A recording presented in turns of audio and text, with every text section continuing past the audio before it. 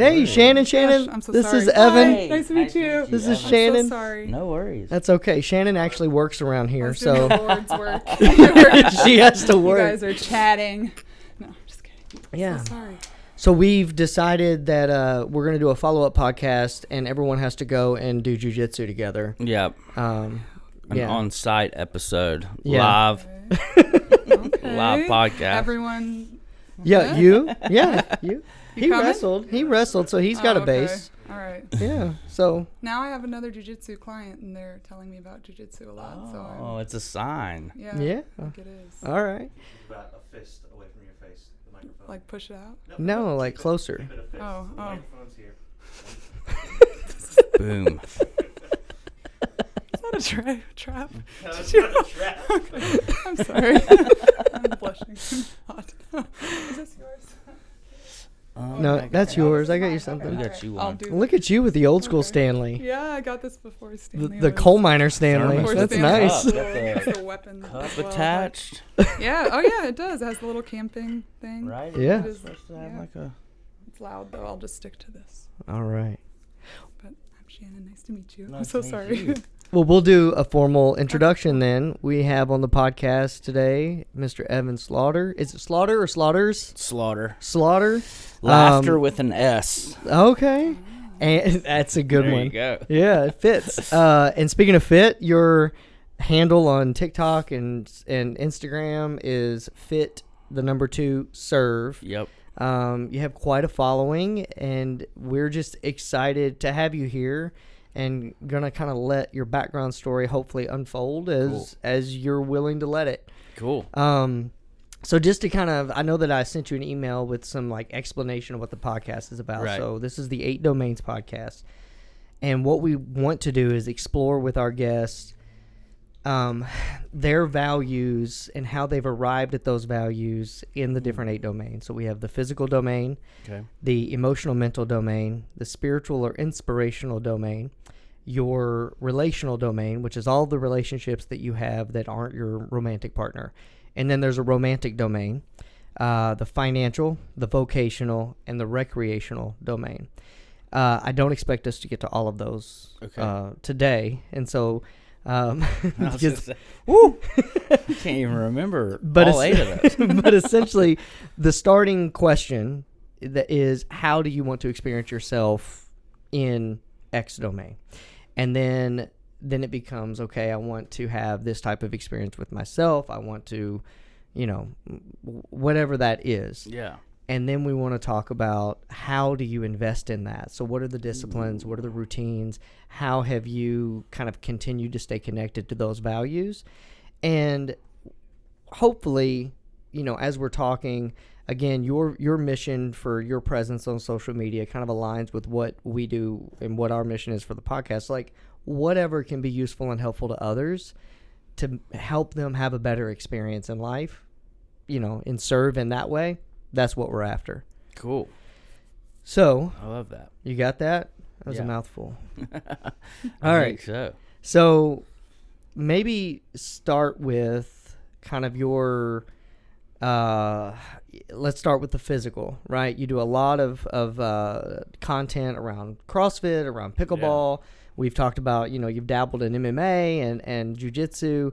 So, on-screen persona is one thing, right? Yeah. But you've also gone through this transformation in your physical life, your physical health, which has been really inspiring and encouraging.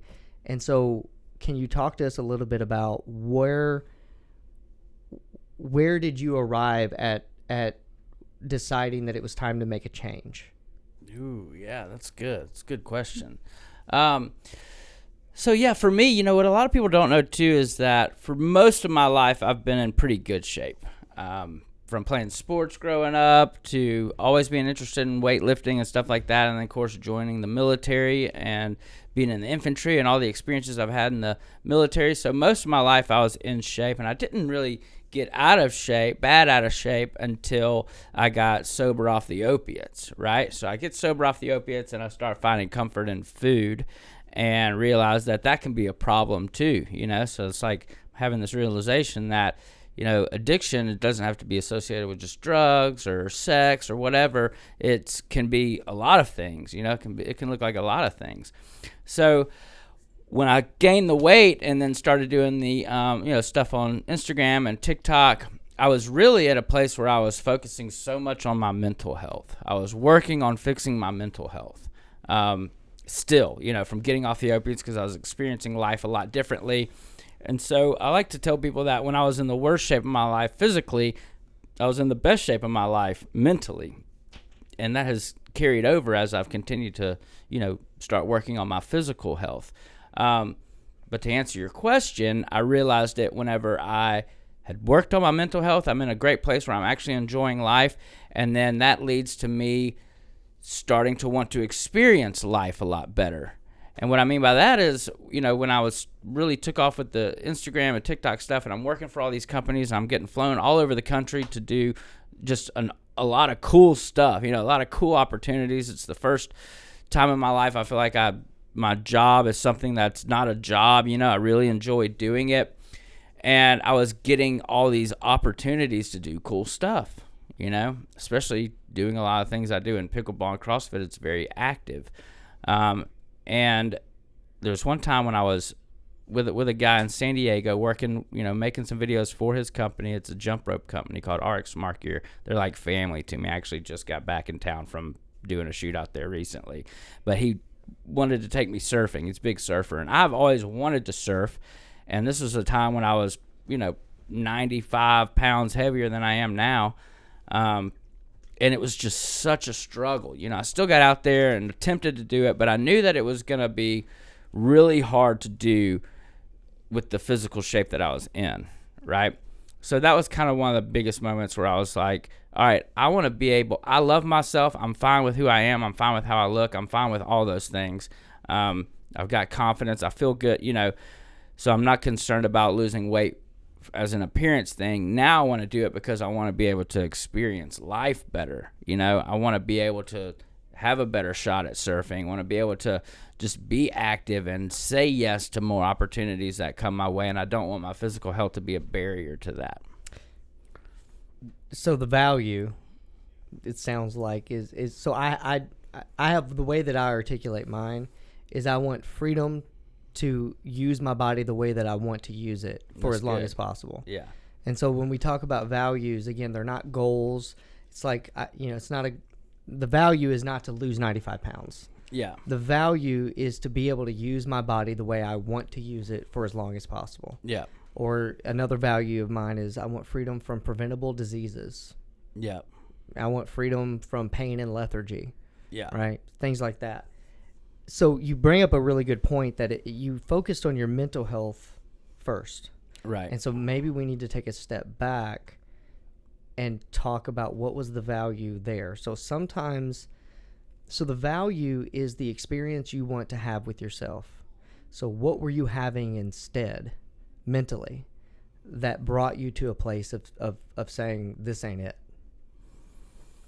Yeah, I guess that there are all those things that you're kind of concerned with, longevity in life. I was actually at a place where for the first time in a long time I was happy to be alive, and that's what is kind of weird to say, but it's like when I was in the throes of addiction and all this stuff and just in the worst place of my life, I think I did, living wasn't something that I was even focused on. I didn't know what it meant to really live life and enjoy life. And so I guess the value changed because now I valued my physical health and I wanted to be healthy and I want to not just do all these cool things in life, but, be free from the fear of, like you were saying, preventable diseases and stuff like that. So it actually started to have value, period, for me. Yeah. And so what was the value shift in the mental and emotional experience you were having with yourself? Like, how did you arrive at that? Did you get into therapy? Was it like a blinding light on the road to Damascus type of situation like Paul? Or was it just a realization? I know that you had posted something about, basically waking up from being revived from an opiate overdose. And so, was that the catalyst that was just like, I want a different experience with myself internally.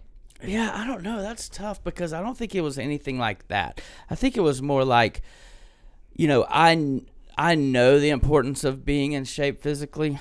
Like I said, I mean, most of my life I'm someone that's been in the gym. I'm someone that's been healthy and lived healthy. So in the back of my mind, the whole time that I'm gaining weight, I'm also knowing that, this needs to change.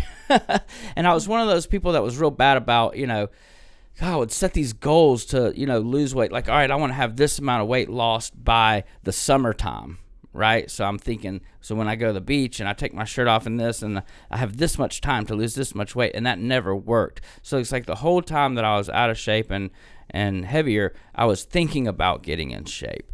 Does that make sense? So for me, it wasn't like a blinding light, experience where it's like, oh, this is important to me now and I need to do something about it now. It was almost something that was like something I knew I was going to have to deal with. And you got tired of thinking about? It was like you got tired of surviving and you wanted to actually live? Or when you were in addiction, was it like you were just focused on you were always seeking and looking for something to feel better, and then you wanted to like, I don't know if I'm not as good as Benji as articulating the values. No, that's fine. Something pulled you, it sounds like. It wasn't like you were trying to push yourself, and then at some point it kind of like you got like more pulled towards the change. Yeah, and I think the main thing that really gave me that motivation to start really doing something about it comes back to how I was experiencing life. Before, my approach to fitness and wellness was very much like, how good do I look to other people? You know what I mean? That was always, I think, at the forefront of my mind. Like, I'm working out so that I look good and people will like me and people will see me this way and this and that. And that just doesn't ever last, at least it didn't for me. And so that's why when I was like, 100 pounds heavier than I am now, it's important for me to talk about the fact that my mental health, though, was great, because normally, I would see myself like that, or a lot of times I think we as a culture can see people that are heavily overweight and automatically make these assumptions about them, like, oh, something's wrong, right? They must be depressed, they must be unhappy, they must be, something is going, and in my case, that, I learned from being 100 pounds heavier that wasn't the case. I was perfectly happy. I loved who I am and who I was even then, and I wasn't concerned about how I looked, and that was one of the biggest things I would get messages about online. It's just people like, where do you get your confidence from? Where do you blah blah blah? And it's just, I quit caring about what other people think about me so much. So like, whenever I decided to do something about it this time, it was very much based in the fact that I've fixed what's going on upstairs. For the most part. We're all still a little crazy, I think. Fixing what's going on upstairs. So I'm actually enjoying life and experiencing life again. And now, since I am enjoying that, I want to be around to enjoy it, and I want to be able to do more things. That was the biggest thing. I didn't want to be limited as to what, I didn't want my physical capabilities to be dictated by the fact that I was overweight. I didn't want that to be a limitation for me. Oh, yeah, for sure. That's part of my values, for sure, is to be able to say yes to things, because I think we talk a lot about how the values overlap, and you do, too, in your Instagram, the mental health and the physical. Yeah. But the relational for me and the physical, like, I want to be able to say yes to what my kids want to do and, like, friends want to do, or if I want to go on a hike. And I'm really curious, and I don't even know if you can, it sounds like it's almost like you can't really articulate, like, not that you can't articulate, you can't, like, pinpoint exactly when it happened, but how did you go from being worried about what other people thought, and then it's like, how did you turn that corner? Because I did a deep dive on your Instagram too, and like, it was amazing. It's so funny, the grundle part especially. I like really wanted to plug that. She was texting me last night. She was like, I love this dude so much. I was like, what's a grundle? He calls his undercarriage a grundle. Like, that is hilarious. Yeah, like, what did you, do you remember, like, was it just like, I'm sick of caring about what other people think about me, I'm just gonna like, or was there like work involved? Because a lot of times it's a process for people. They got to get in, they got to talk to somebody else, or they have to they read a book or they listen to podcasts or they have a mentor, they get a mentor. Right. They do something so I guess that is, so it sounds like if I'm going to pick back up on that, but like when we talk about values, it sounds like emotional, mental, like you value experiencing, almost you're describing like a secure relationship, right? Of like, I know that I've got me, I'm good with me, I like me, right? And you value maintaining that type of connection with yourself, acceptance, love, all of that. So those are the values. Now, how do you invest in that? Because that sounds like something that needs to be maintained, just like any other relationship. If you're not maintaining those relationships, they tend to kind of default into some type of negative sentiment override. And so how do you invest, or how did you arrive at that switch? And what investments were you making that said, like, okay, the mind shift has to change from what other people think to what I think? Yeah, so it is a lot of work, It is something that you have to invest in. It's something I have to invest in every day. The confidence thing happened, I was very insecure, I think, most of my life. I was very concerned with how other people viewed me and what other people thought about me, so much so that it would control and dictate my life, what clothes we wear, what car we drive, what kind of job we have, how we look like physically, all these different things. And that was killing me. I think a lot of the big part of the addiction for me was when I would, abuse opiates. It just put me in this false reality. Where I just wasn't concerned with, these things. And I wasn't, it was like stress was gone, anxiety was gone, all these things were gone, right? And the fact is that it wasn't gone. I was, I was masking it with drug abuse. And we can do that with anything, kind of food kind of became that way for me a little bit, I think, whenever I got off the opiates. So the work there was going to rehab, and which I've done a few times, and but this last time I went for 3 months, went to this place that was a true blessing to me, and I did have a mentor there that was just a total God thing for me and him to come in each other's lives, and the whole way that worked out was incredible, and I knew it was right. But he was someone that, he's older than me, he been sober for a long time. He was someone that carried himself like I wanted to carry myself. He was very, he had some things and some qualities and some characteristics that I wanted. So now he was bald, so I didn't want that. No offense, Benji, but hair is the only thing I got going outside of my height. Now, hair's a big part of it for me. I'm just kidding. It's really good hair. Thank you. I invest in this. Say good haircut. It sounds like you got a have haircut this strong morning, value actually, in guys. how you experience on a your pretty hair. tight schedule with the hair. But no, he spoke these things to me, and I remember one of the things he said is, and I forgot what we were talking about, but he was like, why do you think anyone's thinking about you as much are you as that you special? think? Yeah, like why do you think people are just sitting here thinking about Evan, and about judging you in all these ways that you think people are judging you? And he's like, you think the person driving by you in the car gives a crap what you're thinking or doing, And it just put things in perspective for me, because it was like, you're right. Like, I do think everyone's always thinking about me or judging me. And I think we can all do that in a way. We walk in a room and we feel like everybody's eyes are on us, right? And the reality is that's just not the case. And so once I kind of learned that, it kind of took some pressure off, to where it was like, all right, you're right.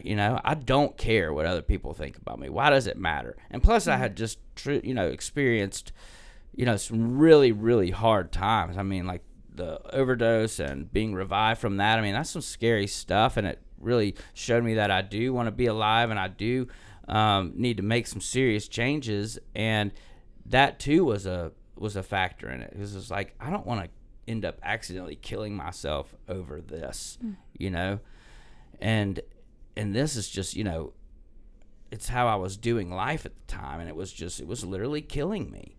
And I didn't want to do that anymore. So it's like, I don't care, what people think about me anymore. And the weight gain was a good experience for me to have. I'm so grateful for that, because it did so much for me. it allowed me to learn to love myself no matter what I looked like. And it helped me to not care about how people perceived me physically. I was just going to be me, and I was going to love me. And that's really when the Instagram and the TikTok stuff took off. You know, that's when I was just being myself, and I was learning to be comfortable in that. And then that's, you know, when the physical came after that. Yeah. Well, I think, have you heard that quote that it's easy to stop caring what other people think of you when you realize how little they do? That's exactly his point. That yeah, I heard that on a much more famous podcast than this one. Than us, all 18 of our subscribers. Podcasts outside. Yeah, believe it or not. But that's what you're getting at is it's called the imaginary audience. Okay. So it's an adolescent thinking pattern that is useful in adolescence. You know, when you're in middle school and high school, you are navigating the crisis of like identity versus role confusion, and you're trying to fit in and figure out who I'm going to be. And then, but at some point when your prefrontal cortex gets done developing around 24, 25, you should grow out of that and kind of stop caring so much about, but some people don't. Addiction, trauma, you know, you were in Afghanistan. I'm sure there's a story there, but like that kind of stuff can disrupt that normal development and kind of arrest us in certain thinking patterns that we don't grow out of until one day we hear something from someone that we admire and respect, and we're like, oh shit, that makes a lot of sense. Yeah. So that's great. And that does answer the question of like, what was the thing that kind of helped you shift how you were investing in yourself. Good. And it became less about how I want other people to experience me and more of a focus on how I want to experience myself, which I think is the only, it's not maybe the only, because I don't have all the answers, but I think that I've found that is a very effective pathway to just optimizing like life. So like, how do you want to experience yourself? You've said physically, I want to experience myself with someone who can say yes without reservation and be adventurous and not worry about, you know, how my physical body is going to inhibit me. And then you've talked about emotional and mentally, like, how do you want to experience yourself of just being good with you, of not caring what other people think. It's kind of like what Alex said in a previous. So my jiu-jitsu instructor, Alex Barcelona, she was on the podcast and she was talking about being concerned with what other people are thinking about her as a business owner and her political views. And her husband, who's also our, jiu-jitsu instructor, was like, why do you care what they think? Do they pay your bills? Right. So it's kind of like, right-sizing who people are in our lives too. Yep. And just from a very superficial understanding or knowledge about your actual life, it seems though that when you became less inhibited in who you really were, it was like you got all of this positive reinforcement for that. So like you're a big guy, you're super funny, you do physical comedy incredibly well, you're clever, and you kind of found that lane, but then you leaned into it and just started worrying about how you wanted to perceive yourself. Yeah. And then that seemed to attract a certain type of person. Yeah. And so we talk about, Adam is a good friend of yours, and I can say, like, every time that I've ever had an interaction with him, he just seems like a solid, steady, good human being. And so the fact that, like, you tend to attract those types of people whenever you get really good with yourself. Yeah.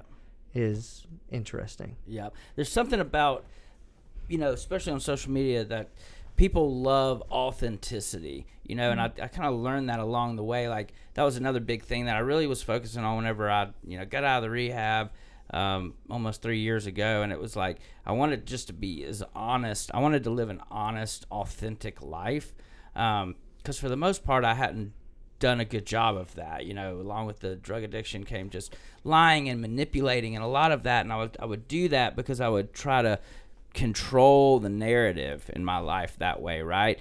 And sometimes it would kind of work, but most of the time it would end up failing and just lead to just way worse problems. And so, like, one of the biggest things I was doing, especially on social media, was just trying to be open and authentic and real and be me, because there's just not a ton of that on the internet. You know, one of the funniest thing, or one of the common jokes, is how people talk, oh, well, I saw it on the internet, so, you know, it must be real. Or, oh, I saw a picture of them and they look like they're doing great, but behind closed doors, they're actually going through a divorce. You know, like, I wasn't going to do that. I was just going to be real and authentic. And it started with the comedy stuff. And then I learned that it's like, all right, I got to really put myself out there and just be me on here. And that was so, I think, refreshing for people. And I still try to do a good job of that now, even as I've lost weight. I get a lot of people asking about how I did it, you know, how I, you know, what was my path to losing weight. And the thing is like, that's the thing about it. I remember the first time I got called a fitness influencer,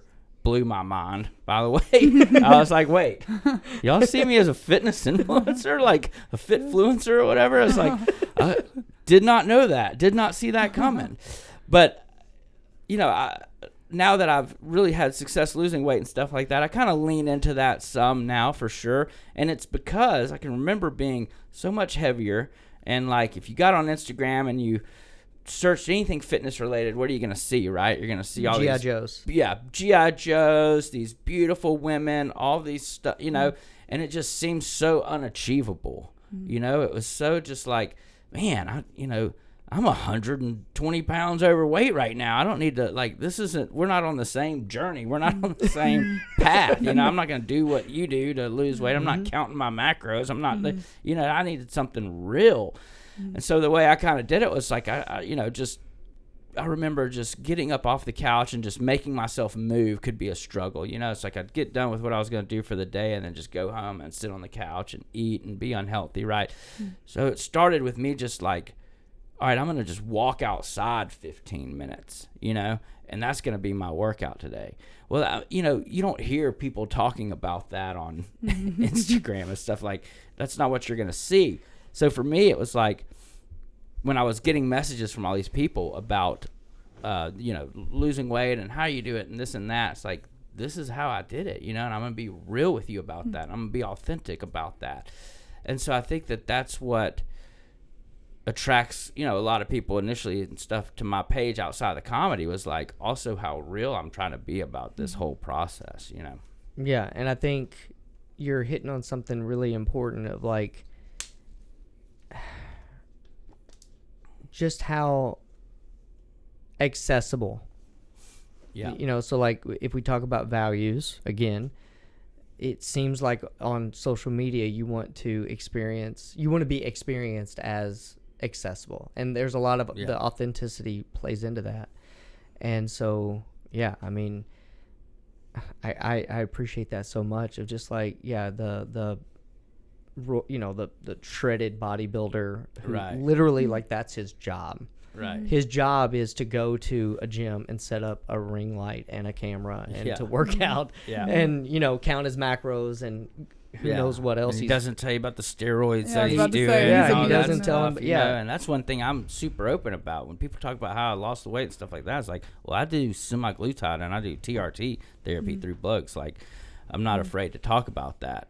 You know, and a lot of people, like, the Ozempic stuff gets a lot of bad light sometimes, and just that's because people are either not telling you that they're on it, and they're making you think, oh, this is what I do, this is how I diet, and blah, blah, blah. It's like, yeah, you can achieve that, and diet and physical fitness is important, but just be open about all the things that you're doing, you know, and that's another thing that I was trying to do, you know. Someone asked me about it, I'm going to tell you about it, you know. I had my Get Labs in here earlier today, getting my blood work done. There you go. Yeah, so I've been on the enclomiphene for I don't know, 6 weeks now.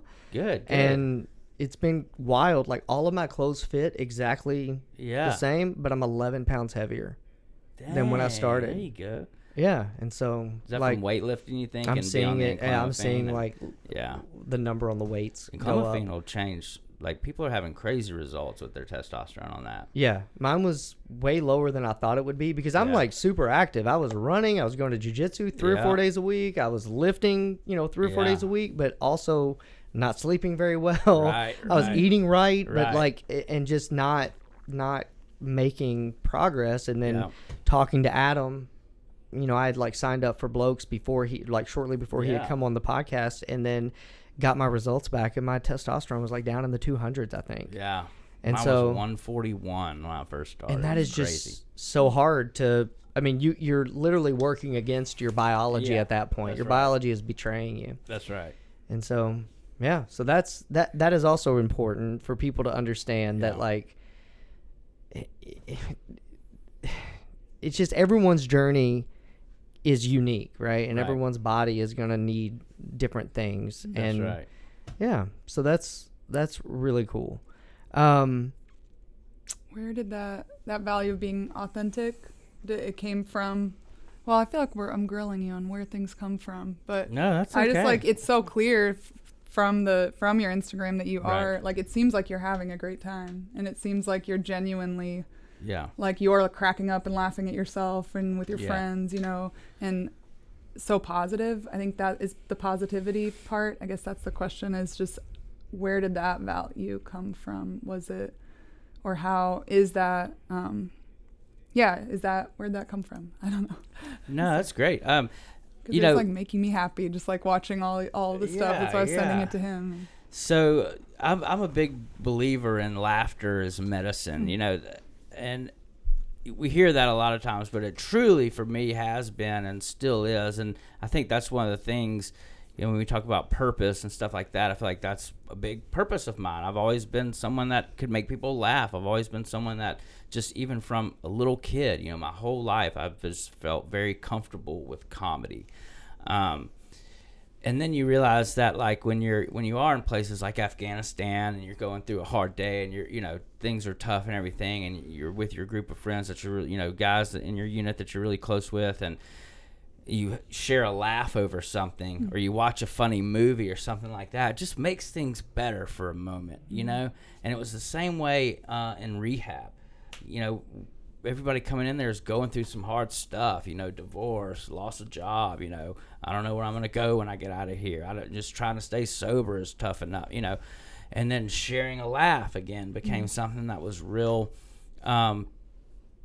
something that I was really able to do and provide for a lot of the guys, and I always have been, but just something that we could all sit around and appreciate and laugh. So it's like, now the way I try to experience life and where the positivity comes from is I like to enjoy life and have fun and laugh. And I like to give that back.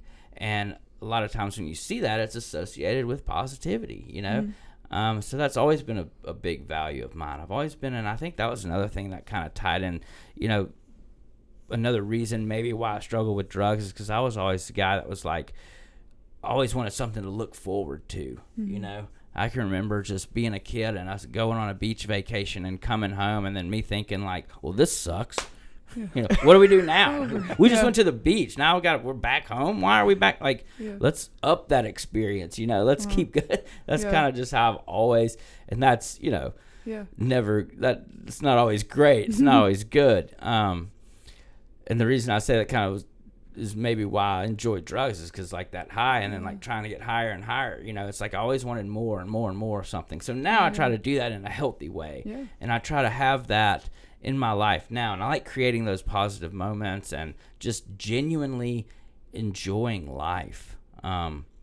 It's something too that we can all do, it's something that all of us can have. I don't want people to look at what I post and stuff on Instagram and think, well, this guy's just got the best life in the world. It's like, no, I mean, I've had some really shitty times in life too, this is just how I've worked towards experiencing life now, and this is how I want to continue to experience life now. And I don't know how you achieve that necessarily, but I know that I've found a lot of peace in the process. And I think maybe that's a big part of it, is just having that peace, Yeah, I think it's you're kind of making my brain think about, again, like investments, because you're right. You're going to go into a downtime. Life happens that way. Right. And one of the things that I say to my clients a lot is like, your mental health has very little to do with how things are going and it has very little to do with how you're feeling, because both of those conditions sometimes happen without your permission. Ooh, yeah, and they do things that you don't want them to do. Right. Like I can wake up feeling down and I don't know why I feel down. Maybe I Right. didn't sleep that well, or maybe I've got a hormone thing going on, or whatever it is. And then circumstances, like the things outside of me that happen, I don't really have a whole lot of control. So the best evidence of how mentally healthy you are is demonstrated in how well are you doing. And I talk to my clients about, we all need to have a recipe. Yeah. A recipe that we invest in every single day. We put those pieces together every day, and that's what keeps me level. Yeah. Even in my ups and downs with moods, my ups and downs with circumstances. Yeah. So you're probably already doing that, even though maybe you've never thought about it in that framework.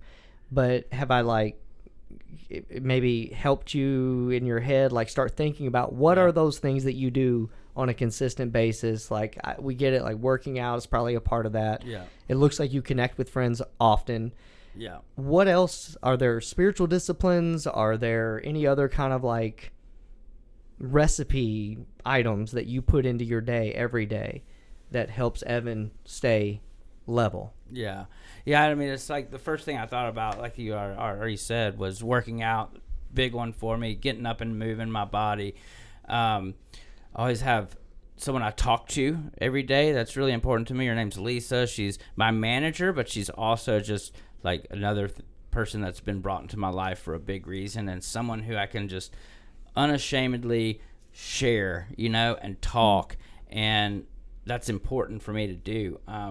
I'm not great at it. I would rather, if something's going on or bothering me or, hurting, or I'm, having a hard time with this, I would much rather keep that to myself until it goes away than tell that to someone else. But she is so good at knowing that. She can sense it when something's going on with me, and then she calls me out. Like, she reaches out to me and she'll FaceTime me, and it was always so annoying because I was like, I don't want to be seen. But she's the only one that I'll always answer that FaceTime. And I remember the last time this happened, it wasn't too long ago. I was just having a hard time. I was going through something, and FaceTime her, and I couldn't even look at the phone, like I just wouldn't even look at the phone until finally, and I don't know what that is. I just get uncomfortable. But then when I open up and start sharing, and it's like I overcome that, man, I feel so much better, so that's a big part of the recipe for me. Going outside sounds simple and easy, but that's another one that's big for me. Creating videos and stuff a lot of times, and editing, and you're on, using computers and on your phone and software and stuff a lot. You can get, when you do that for a living, and it's, it's a lot more work than people see. By the way, there's a lot that goes into it. Yeah. We're experiencing it now. It is a ton of work to be able to, especially when you shoot and edit and do all that stuff yourself, that's a lot of work. So I can get real into the weeds and just be in my phone and just forget to go outside, and then I remember, I'll sit there and I'll think, it's like, man, something feels off, or I just feel depressed, and it's like, because I've been cooped up in this apartment all day. So it's like getting up and going outside. Definitely, I pray. There's a meditation that a friend of mine sends me every morning. It's a different one every day. And he's been doing it for years. So I always start my day off with that, read, pray, and I get my day going that way. And yeah, I mean, I think that's pretty much most of them, exercising, talking with Lisa, praying and meditating in the morning, going outside. I'm sure more will come to mind, but honestly, whenever I'm talking with clients, I'm like, guys, we need like 3 to 5 things that you will feel better. Pickleball is another. Yeah, 3 to 5 things, right? Because if you start putting too much stuff into a pot, then none of it, you can't taste any of it, right? It just all kind of like just blends together, and it just gets funky. But a simple combination of 3 to 5 healthy investments in yourself that you can do every day that keep you in the experience that you want to have with yourself, I think that's fantastic. Yeah. I think a lot of times people overcomplicate it. They overcomplicate it. They're like, oh, well, they make their values, they conflate them with goals. And so they're like, oh, I got to get healthy. I got to, I got to get a promotion. I got to get a girl. I got to, if I lose whatever. weight, then I'll be happy. Right. It's like, nope, hold on. And so over and over. Then it becomes, I got to go to the gym. I gotta count my macros. I gotta count my calories. I gotta cut out sugar. I gotta pray and meditate. And they just take on so much. Yeah. And that's quickly overwhelming. And then people fizzle out. And then, well, look at me, the piece of shit who can't get it together. Yeah. And then you get into this cycle of shame. And so I love that. I love that you're off the top of your head. I've got like these 4 or 5 things. Yeah. That's enough, dude. Yeah. That's sustainable. That's longevity right there. Yeah. And like you said, like maybe I can think of a few other things, which is great. Right. But getting those basics down that, okay, if I do these things, doesn't matter how things are going, doesn't matter how I'm feeling from day to day, I'm going to do these things and I'm going to be good. Yeah, because it's got to be enjoyable. If it's not enjoyable for me, something that, adds benefit and it's something I enjoy doing and I'm just forcing it. Like I remember growing up I grew up very conservative, Church of Christ raised. We can talk. I've got an ordination certificate over there in the Southern Baptist denomination. Oh, yeah. So, So that became very, like I remember praying back then or just growing up that way. I was like, forced to do this, forced to do that. It's like I just didn't want to do it. I'm real bad about someone forces me to do something. I'm going to do the other thing. Or if they say, you better not do this, I'm probably going to do it. Like that's just how I am. And so I had to get to a place where I enjoyed those things that I just mentioned that are in my recipe. And it's because it helps me live a better life and have a better day-to-day experience. Yeah. I think the friend, Lisa, is that what you said? Yeah, your manager that you described. I love that I don't know if she's familiar with addiction or addiction prevention, but her not letting you isolate is a really powerful, like that your instinct to isolate is like the addiction maybe wanting to like creep back in or like maybe addiction to self-loathing or misery, like it's wanting you to like, hey, come back with me. And she's like, nope, we're going to talk. Like you're going to look at me to my face and I'm going to see your face. And And she'll always tell me, thank you for answering when we get done. And it's like, she gets it because she knows how hard it is for me to pick up the phone right now and answer. She knows I would rather just send these big, long texts to her about my problems rather than get on the phone and, God forbid, address it directly, Yeah. So and that must be good practice in just allowing yourself to be seen. Yeah. Right? Like there's an even deeper level of authenticity when it's a one-on-one person. Yeah. And it's not on a screen. It's not in the comment section. It's, man, you're really drilling into me right now. Yeah. Yeah, that's good. And I'm letting it happen, and I'm participating in it as well, Yeah, it is. It's one of the tougher things that I've forced myself to do a better job of. Staying connected. Yeah. In general. And sharing and being open and, answering the phone in those situations and talking. Having that person out, that's the big thing too. Is like have the right person to have those conversations with, There's really close friends that I have that's just not the right person to have those conversations with. I need someone who's, in a position to where I allow them to speak into my life like that. And I trust the answers and the stuff that, we've built that relationship. We have that trust. I think too many times in the past too, I've been real bad about going to the wrong people with these problems and then taking bad advice, or trying to emulate what they do, and it wasn't the right, thing for me, Or like letting that shut you down and saying like, no, now I can't trust people. Yeah. You were kind of more discerning and you were like, no, I just don't, that person is not for that thing. Yeah. And then absolutely. Because I had a real, crazy relationship growing up with my dad. He was also a drug addict, who left when I was 15 or 16 years old, and he's since come back, and my parents have remarried. They got this beautiful life and stuff, but it just, we have a weird relationship. He's not someone that I'm necessarily going to have some of these conversations that I would have with Lisa or someone else in my life. And that's okay. It doesn't have to be him. Yeah. Yeah. No, that's pretty common. Yeah. As far as like we find kind of that mentorship or guidance, spiritual guidance or whatever it is. Yeah. Kind of like a surrogate for that. Yeah. Yeah. And I think a lot of guys, I mean, I think in your 30s.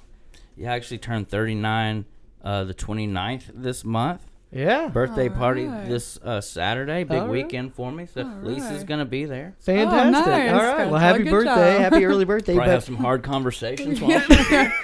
I'll use her. Get into Can we it. talk about who are you? can we Yeah. just have a Yeah. birthday party, Lisa? I heard you're good Go for eat some this. cake. Just party. I'm needing to be seen. I heard you were good for this. Who are right. you? Yeah. But I think it's important to, for a lot of guys to hear that, like I'm 42, you're going to be 39. Like, it's okay to take in the influence and the guidance and the investment from like other men. Oh, yeah. And I've been like quote unquote fathered kind of in a sense by guys in jiu-jitsu of just like hearing them or like observing how they conduct themselves, like how they handle adversity or talking about our marriages and things like that. And just like hearing how other guys parent their kids and struggle with teenagers or whatever it is. And like allowing that influence to occur is important because the last thing anybody needs from Benjamin Holmes is for him to act as though he's got all of the shit figured out. Yeah. And like I don't have anything to take from other people. Yeah. Right. And so that's kind of an investment or a value of mine. Yeah. When it comes to like spiritually or inspirational, it's like always being like open. Like there's a spiritual value of mine of like openness. Ooh, that's good. A possibility of I can learn something else that I don't have. I have a lot of ideas, right? And I value having more questions than answers. Yeah. And so you bring up growing up Church of Christ. Yeah. You also bring up having a weird relationship with Dad. Right. And in that highly conservative Church of Christ, even more so than Southern Baptist, from what I understand, of like no God as the judging, authoritative father that you better not disappoint. What's the depravity thing? I've heard it twice today. The theory of human depravity. The total depravity. Yeah, like you're bad at your core. Right, like original sin taints us all. Okay. Like you there's nothing good in you. These are Dang. Protestant. Is that what you raised in? Yeah, yes. I mean, Church, maybe like that. I don't know. I don't know. Like Church of Christ Light? Do you not remember? Very, You're like, I wasn't paying attention. No, it's Church of Christ people are very, they won't admit it.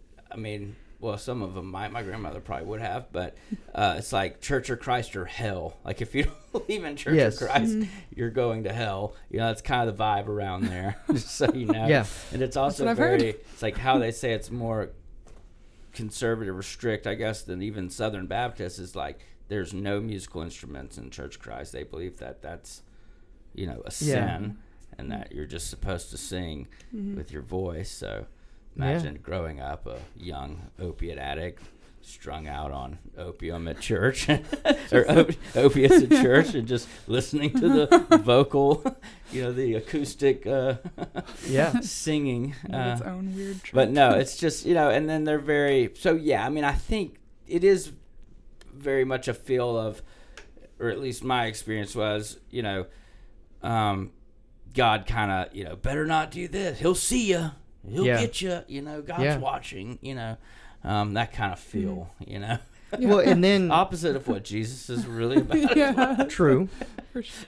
But the I guess the thing I was thinking about is like you have this earthly example, this physical example of a dad who's a bit of a wild card. I'm guessing if he was an addict, he may have been there, may have not been there. Maybe it was a bit unpredictable at times, unreliable at times. Yeah. And that's your example of like a father in childhood, but then you also get this example of a father, of a heavenly father who's judging and restrictive and condemning if you're not, essentially perfect. Yeah. Or if you don't admit that you aren't perfect and the only good that you could possibly have is the good that this God is going to give you. Yeah. And so you look at someone who comes from that type of environment, and it's like, okay, well, why wouldn't you have struggled with your own demons? Why wouldn't you have struggled with this sense of like identity of being good enough and being acceptable? And so I'm setting up a question. Yeah. When we talk about the spiritual inspirational value, how do you value experiencing yourself in a spiritual, or how do you value experience yourself as one who's inspired? Like, how do you connect in that realm now? Ooh, man, that's a good question. Because staying inspired, being inspired and staying inspired is really challenging, especially as you're trying to be a creator. It's like creating. I was talking to Lisa literally yesterday about my schedule, and we have this crazy posting schedule where I'm constantly, and I have to like create all the time, like get up in the morning, especially with all the brands that I work with, which is great, but be creative, come up with something funny, come up with something, and do that multiple times a day sometimes, and but at least once every day. So that can be, finding inspiration is something that I have to try to do pretty regularly. So I'm very deliberate about that. A lot of times it'll be whether it's just me looking at other reels and content that creators I like create, and try to get inspired by that. But it's also being deliberate about like what I consume, in terms of what I see, what I watch, what I read. I'm very deliberate about that now. And it's something that I kind of think through. So it's, whenever it comes, so it's working for me, it's like if I'm on a flight somewhere or whatever, it's like, what am I going to do in that time that's going to help me to be inspired to be able to create and to be able to, wherever usually if I'm flying somewhere, I'm going to do work and make video for someone or whatever. And that takes a lot of energy and a lot of, focus and being deliberate about certain things. So it's become a discipline for me. So you're getting at the content that you allow in is curated, and you protect. Yeah, it's almost like you have to protect that filter inside your head. Like you can't let garbage in. Yeah. So I'm assuming you're talking about certain types of content, or just like watching stuff funny, doom scrolling, or getting caught up in drama, or just like brain rot stuff. You can't let that in. Yeah, that's right. Yeah, that's probably the biggest way that I value, inspiration and trying to continue to be inspired is just by being deliberate about what I'm allowing to inspire me. You know?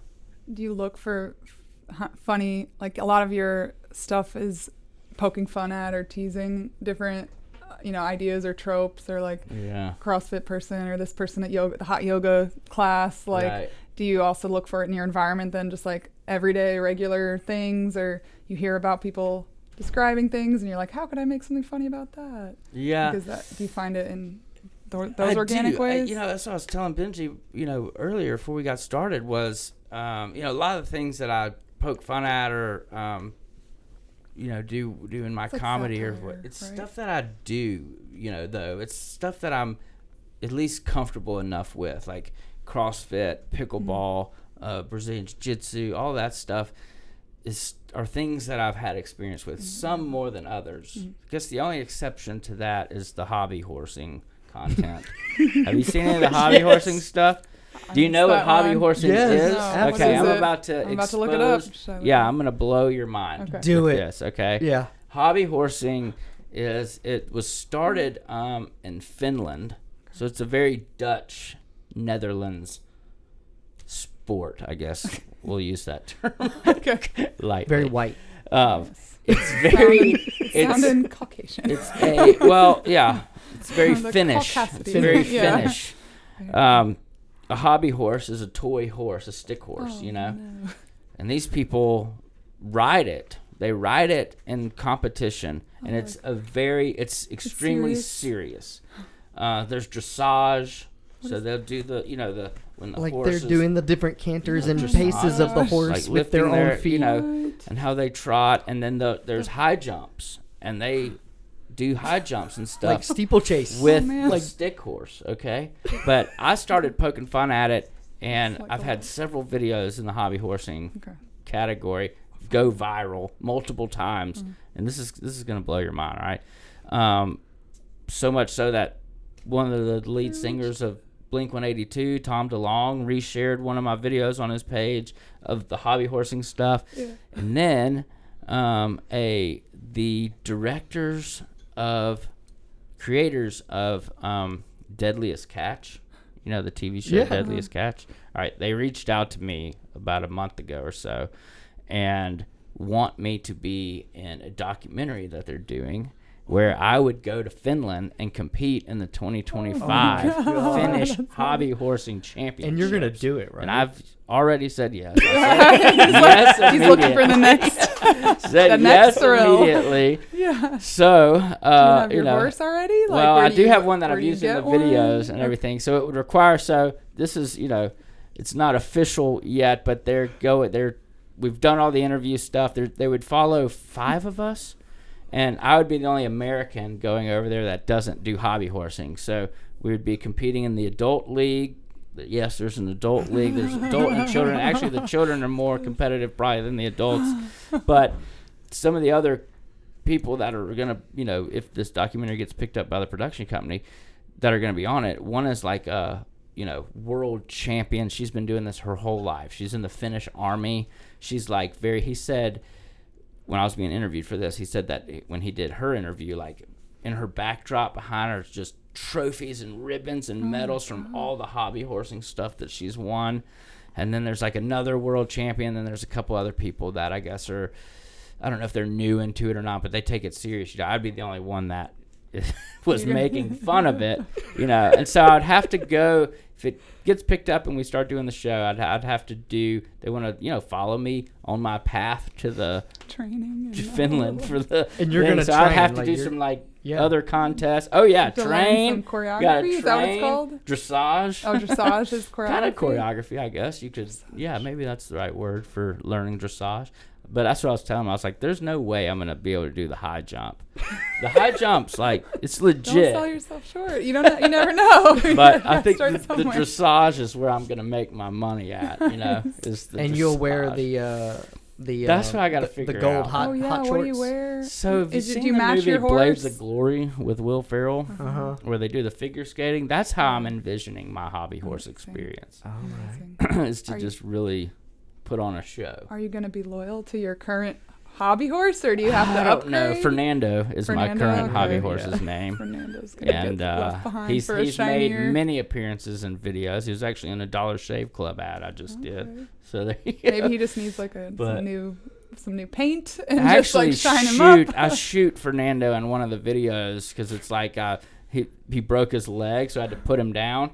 You know, that was the one Tom DeLonge shared, and it's like me crying and shooting Fernando, but he's back from the dead, and I That's still good. use All right. Fernando That's now. good. You So- revived. It's really good.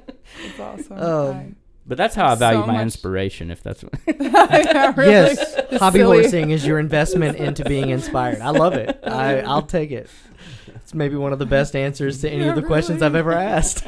It's like a joke I heard around the Olympics where they say like we needed just a regular dude or regular person just to like compete with the Olympians to show us how good these people actually are. that you would know? be funny. Like it's just Michael Phelps. You're just like, because everybody Yeah, watches the everybody's Olympics and they're like, swimming I in could there do next to Michael that. Phelps. I couldn't even probably make it to the one end of the Yeah. So that you're would be doing it. funny. Some like put regular people Olympics together and just show Just their for times reference. compared. Just like It's like your running. average 9-to-5 guy. Well, that's you know? kind of what happened with the breakdancing, right? The Jamaican that did the breakdancing. Oh, or the Australian. Australian. Sorry, Yeah, what was Jamaican. it, Australian.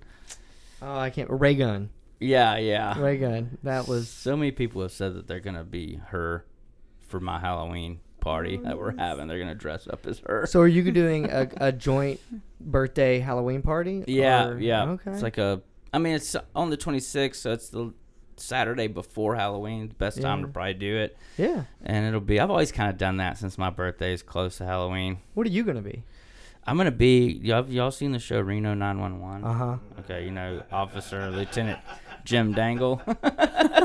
That's actually, when I told you I'm going boot shopping, You're going boot with shopping. Adam after this is to buy boots for that outfit when he does the new boot goofing thing. It's like, oh, genuine ostrich. But yeah, I tried the costume on the other night, and it fits well. It's snug. It's the fitted. short It shorts hugs. are It's there. fitted, yeah. That's fantastic. Yeah. I gotta get some aviators too, I guess. Yeah. Do you have a doppelganger or a comedian that Ooh. people say? Because I thought. I've Oh, gotten yeah, Zach she- Galifianakis a Mm. lot. That's what I said. She sent me a text. Really? She was like, Yeah. he's getting I like that big one. Zach I Galifianakis said, energy. I love that. BZGE. Yeah, I was like, it I is the love positivity too. Yeah. Like just the. Well, when I had my beard too, because when I grow a beard out, my facial hair is very red. I look even more like him. So I need to gain, I guess, a little bit more weight to really look like him now. But if I had the beard and put on, had a little bit more of a stomach, I think I would really resemble him. Yeah, you can do it. And that response is perfectly in line with what a guest on his Between Two Ferns show would Yes. say. Oh, So that yes. was good. Oh, that's a goal for you. Yeah. Career goal. Get on Yeah. that show. That would be awesome. That would be so cool. Well, man, I think that this conversation has been incredible. We're right Cool. around a little bit more than an hour. Oh, perfect. So yeah, man, this is awesome. Thank you for being Yeah, here. thank Thank you for y'all. giving us your Hopefully I time. answered some of your questions. well. You answered them Did we grill you? beautifully. Yeah, yeah. What's it like being interviewed like in between two therapists the that are hot trying to room. I like? know, right? yeah. You know, Toasty. I've been in a lot of therapy sessions, so I'm very comfortable with counseling and therapy. Yeah. So, These are softballs. Yeah. We weren't like, Yeah. tell me more about your dad. Yeah, We this could have is- Trust me, I thought about it. Oh, I know. I had 10 at once. And I was Yeah. like, no, There's don't not no. enough Yeah. space on the memory card for that. And the church thing, we could have done Oh, 10 episodes yeah. on Yeah, we've religious had trauma. some really interesting conversations. Well, with and in the different South, it's people. big. I mean, I went to Lipscomb for a little, went Yeah. to Lipscomb a couple years, which is a big Church of Christ school, Mhm. technically. Yeah. Belmont's the Baptist rival, so it was literally like the Church of Christ versus the... Let me tell you, I was still a Southern Baptist minister Yeah. when Belmont essentially like got kicked out of the fold of Southern Oh, Baptist, yeah. like okay. because something to do with like how they were using scholarship money from the denomination or the Yeah. convention or something, Yeah. and then like they were just like, well, fine, we're just gonna Yeah, not be affiliated with the SBC anymore, and it was a big. It's just so political, which is the wild thing whenever you get really It into all- yeah. churches. It's like, I mean, to some degree, like Game of Thrones. Like, you've Yeah. got this denomination. Like, if you imagine each denomination is like a house, Yeah. and each one is like politicizing, trying to like be the right one, Yeah. or the most favored one. It's Yeah. Well, it all comes down to dollar, right? It- Once a lot of money it gets does come involved down and to it Mighty gets dollar. big. Yeah. That's it. yeah. Power. Yeah, I think maybe the last question that I had on my mind was like, I went back all Yeah. the way to your very first TikToks, Nice. right? And you started out and you're getting hundreds of views, and then Yeah. you're just consistent and you're getting thousands of views, and then you're consistent and you're getting tens of thousands of views, and then there's one, I can't remember exactly which one it was, but it was like 1.1. You go from like 30 to 40,000, and then you hit that first one. Do you remember Yeah. that first one where you woke up the next day and you're like, Yeah. what just happened? Yeah, I do, and it's a cool experience, especially when you are putting in the work, because it's like that's what I appreciate about you looking at all those, and that's why I leave a lot of the older stuff on there too. It's like just a reminder of where I started and where it's gone, but it's like it just shows too that I was doing it because I truly enjoy doing it, and I'm not gonna let how a video does dictate how I feel about it, But yeah, I do. It was so exciting because you would wake up, and I remember because I would check TikTok and Instagram, and TikTok, when it shows your notifications, right? If you have a bunch, it'll say 99 plus. That's where it caps out at 99 plus notifications and 99 plus on follower count. And so for days, I would just, every time I would open it, it's just always maxed out 99 plus on both things, where you're just gaining that many followers and that many. And it was wild, but it was also real reassuring, because it was like, I told myself, it's like, well, if I have one video of mine go viral like that was an original concept by me. It was completely my thought, my acting, my video, work, my editing, all that stuff.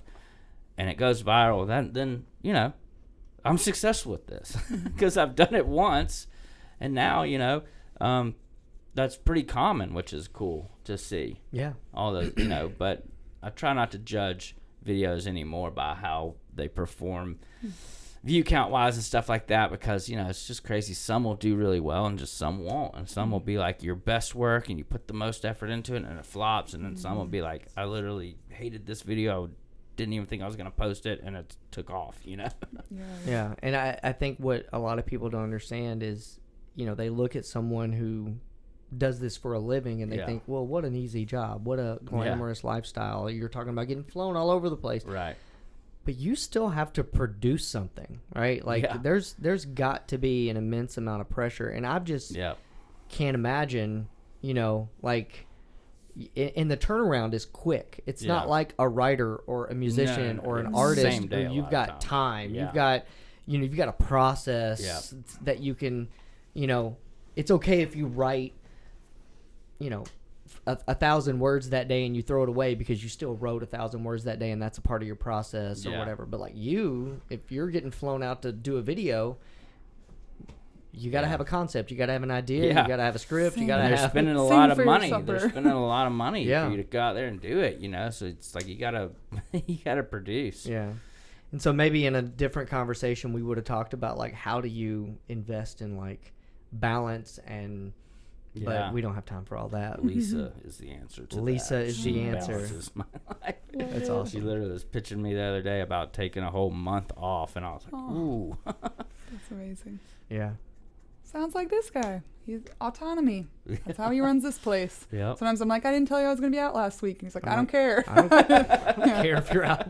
The first homework assignment he ever gave me was to look at your Instagram. There you go. For a whole year. That's the only thing that I've ever told her to do anything. In a whole year. Yep. Sorry to force you to watch my content. It was great. Loved it. And it wasn't even really like how far to do this. He's It was like, check it out. He's really cool. And I was like, this is amazing. Yeah. That's all right, man. Cool. Thank you Thank you so much for being here. I really hope that your message inspires other people, gives them a realistic sense of what works for one man, and what works for one man oftentimes can work for others. Yeah, so absolutely. Thank you so much for sharing your story. Thank you. And I can't wait to see what's next from you. Sweet. I appreciate it. All right, bud. Cool. Thank you. Thank you. Yeah, man, that was great.